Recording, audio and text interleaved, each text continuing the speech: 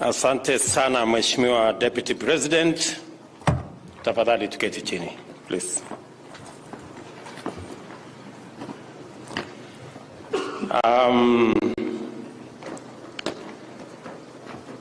The Deputy President of the Republic of Kenya, the Cabinet Secretary for Interior and National Administration and your PS, the Governor of the great city of Nairobi, the Inspector General of Police and our two Deputy Inspector Generals, senior police officers, the Commandant of this college, family and friends of graduates, and the graduates standing before me. Good afternoon.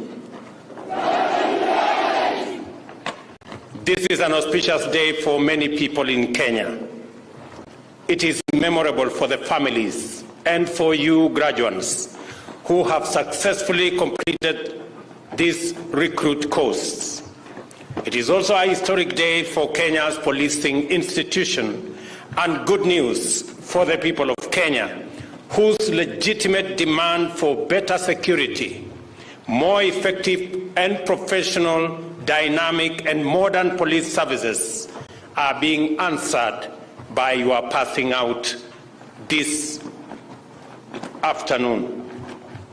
It is also a day of tremendous assurance for the government of Kenya, which recognizes that our rights, freedoms, lives, livelihoods, belongings, and all hope of prosperity are literally in the hands of the policemen and women who continue to bravely take selfless stand and keep the people safe and secure. I therefore join the families and the college community in celebrating the cohort which has successfully completed the course, thereby embarking on a life and career dedicated to the high calling of policing our nation. You have satisfied the college staff and instructors that you are fit to serve in your next assignment and are ready to serve your nation and its people with distinction, honor, and patriotism. You have also demonstrated to the satisfaction of the Commandant and the course instructors, as well as the staff of this college, that you have acquired the skills and discipline required to play your role in injecting fresh and modern approaches to the practice of the novel profession of policing. We do not take this milestone for granted, and on behalf of the government and the people of Kenya, I congratulate you on your selfless and fine achievement. I urge you to always take the spirit of flawless coordination, which enables you to display unity of command, discipline and harmony in executing today's spectacular parade. Your performance on the field before us is symbolic of your promise of excellence in professional service delivery in order to meet the high expectations of citizens that their rights, freedoms, and interests are at all times in safe hands. You go forth to serve in an increasingly complex and dynamic security environment, with diverse novel threats emerging on a continuous basis to compound ordinary crime and chronic security challenges.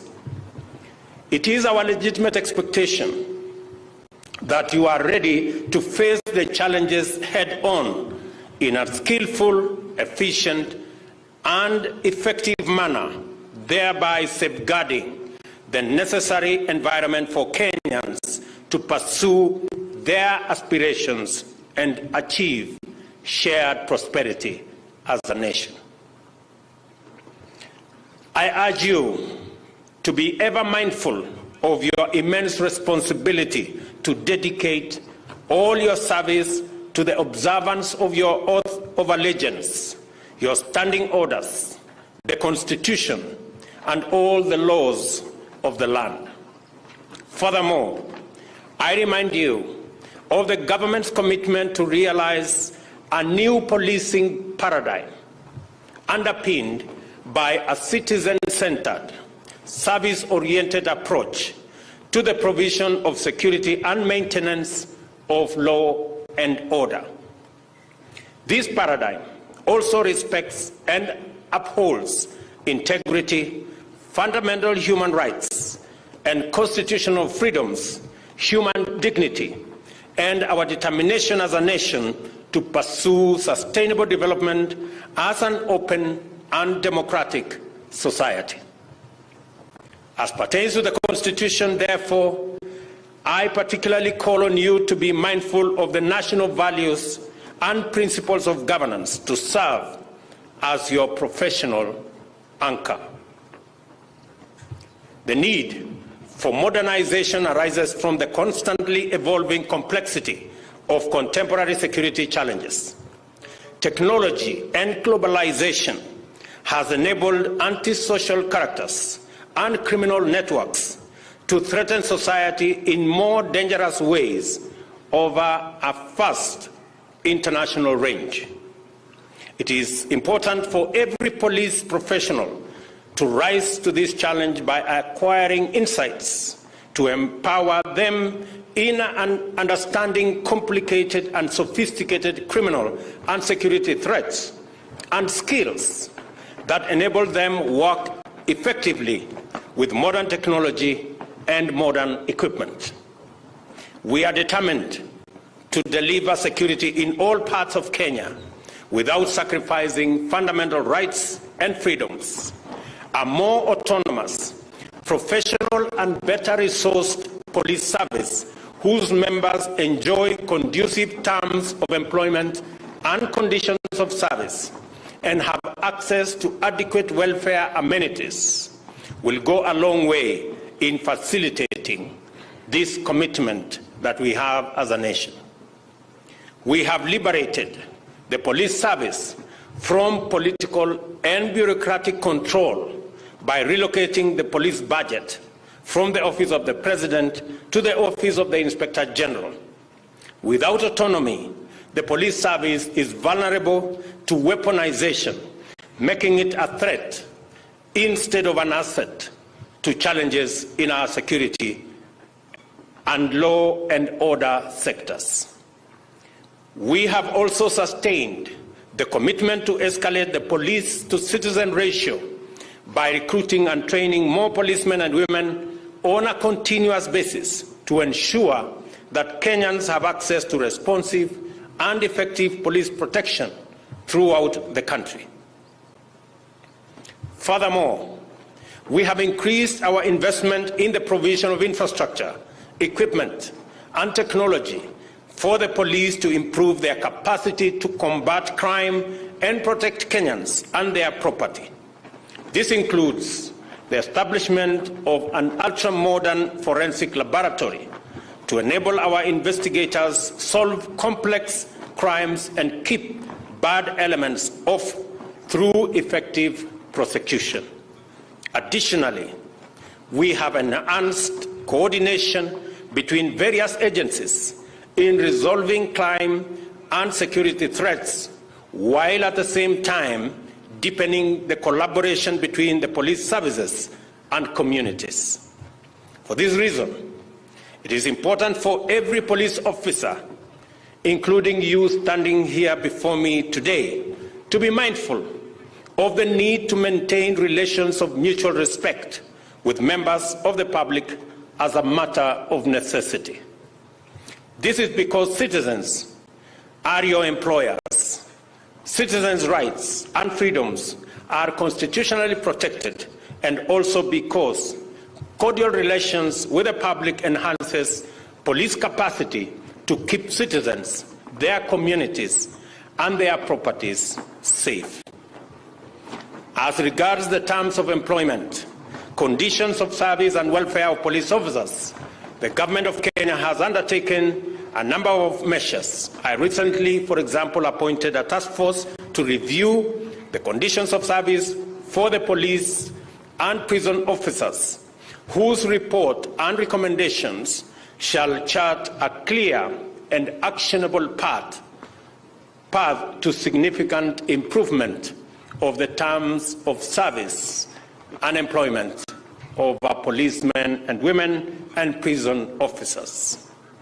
Also, the provider of comprehensive health insurance cover has been competitively contracted to ensure that all police officers and their families have access to high-quality medical services, including mental health and psychosocial support.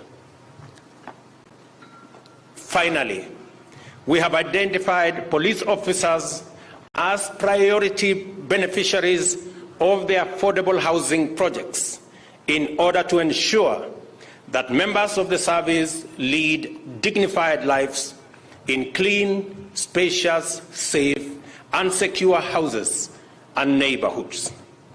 Kenyans are committed to meet their part of the bargain by ensuring that their government facilitates members of the police service to be ready and capable of protecting them. For this reason, I urge the graduates as well as members of the service assembled here to reflect on their part of this contract and commit to do their utmost in delivering on it. Kenya's neighborhood of the Horn of Africa continues to face various security challenges. War, armed conflict, and civil strife has led to the collapse of law and order in various parts of our region. The cross-border spillover of this crisis has saddled our security sector with the burden of illicit firearms among civilian populations, sustaining banditry, cattle rustling, and other threats to life, property, peace, and security. Kenya continues to seize every opportunity to restore peace and stability in affected countries and regions through peacekeeping deployments and robust diplomatic efforts. We shall not relent in this quest until our brothers and sisters in the Horn of Africa as well as East Africa enjoy peace, stability, and prosperity. The time has come for us to decisively engage so as to eradicate banditry and cattle rustling within our borders. I am confident that our police services now have what it takes to execute this critical assignment, and I have given firm instructions to the ministry to support all our men in uniform to ensure that we eradicate banditry and cattle rustling. And I want to say without equivocation that this is the administration that will get rid of the menace that has been a challenge to Kenya for many years. As I conclude, I reiterate the high expectation that Kenyans have in you. You should have no difficulty whatsoever in meeting them by serving them with discipline, dignity, courage, firmness, but also fairness. After your graduation today, you will join your colleagues in the high calling to serve all Kenyans, in keeping with the police service motto, utumishi kwa wote.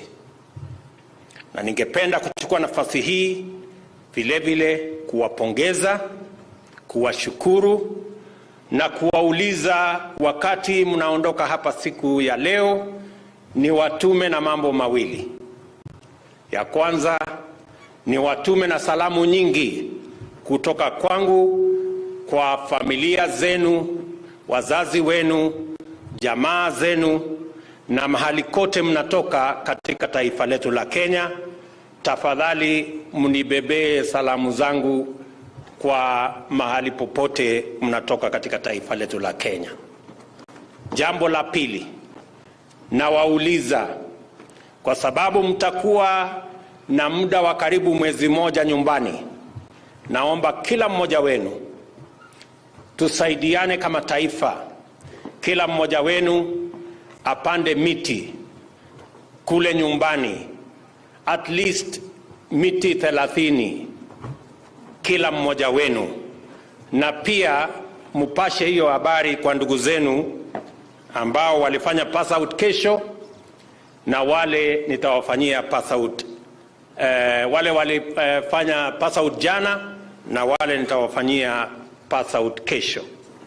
Na vile vile katika jambo hilo hilo la mambo ya mazingira, tunajua tuko na changamoto kubwa ya mambo ya mazingira katika taifa letu la Kenya na duniani kote. Nimeuliza komanda wetu ama commandant wa hii campus pamoja na ile ya kule kwa GSU na wale watu wote ambao wanafanya katika sekta ya security katika mji wetu wa Nairobi, kwamba hiyo sekta yote, na wauliza mtupandie miti milioni 10 hapa Nairobi, kwa sababu nyinyi mnakaa hapa Nairobi. Kwa hivyo bwana commandant, wale vijana watakuja hapa baada ya hawa kuondoka, wakuje na kuanza kupanda miti katika college hii. College hii iko na miti chache, Eastlands iko na miti chache. Nauliza wanajeshi, askari wetu wa polisi, askari wetu wa prison wanaoishi hapa Nairobi, watusaidie kupanda miti milioni 10 hapa Nairobi, wakiungana na county yetu ya Nairobi chini ya gavana wetu Mheshimiwa Sakaja. Nimemuuliza ya kwamba washirikiane na wizara yetu ya mambo ya mazingira, vile vile na Kenya Forest Service. Mutapatiwa seedlings ama miche ya miti, ndio mtusaidie kupanda miti hasa katika sehemu hii mnayoishi ya Eastlands. Naamini ya kwamba tumekubaliana tutaenda hivyo. Na nataka kusema jambo langu la mwisho kwenu. Paulo katika Biblia alimwambia Timotheo katika Timotheo 1 ama Timotheo ya kwanza 1 mstari wa 12 ya kwamba usikubali mtu adharau ujana wako. Na waambia askari wetu, sote tumekubaliana kazi ni kazi. Ile mimi nafanya kama rais, ile wewe utaenda kufanya kama askari, ile inafanyika pale na fundi akitumia nyundo ama akitumia randa, ile inafanywa pale ofisini na yule anatumia kompyuta, yule anafanya pale katika kiwanda akitumia jerahani. Hiyo yote ni kazi na ni majukumu ambayo kila mmoja wetu inafaa tutekeleze kwa uzalendo, tukijua ya kwamba ni mchango wetu katika kutengeneza Kenya yenye itatufaa sisi wote. Na nawauliza ya kwamba msikubali, na mimi kama kiongozi wa taifa sitaruhusu mtu yeyote kudharau kazi ya mwenzake. Sote tunachangia katika kutengeneza Kenya moja, na hakuna mmoja wetu asiyekuwa na umuhimu.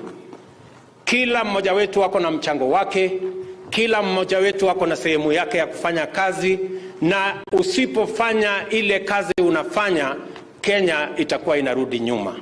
Na waomba kwa unyenyekevu ya kwamba sote tuungane na kila mmoja wetu afanye sehemu ambaye ako naye ya kazi kwa uadilifu, kwa kujitolea, kwa bidii, ili tuweze kutengeneza taifa ambayo itatufaa sote. With those many remarks, my dear graduates, I pray for you and your families as you embark on serving the nation. May the Almighty God protect you and bless the work of your hands. And may He grant you the wisdom and fortitude to serve with distinction, even when you're faced with challenges and dangerous situations. On behalf of the government of Kenya and the people of Kenya, I wish you success in your service.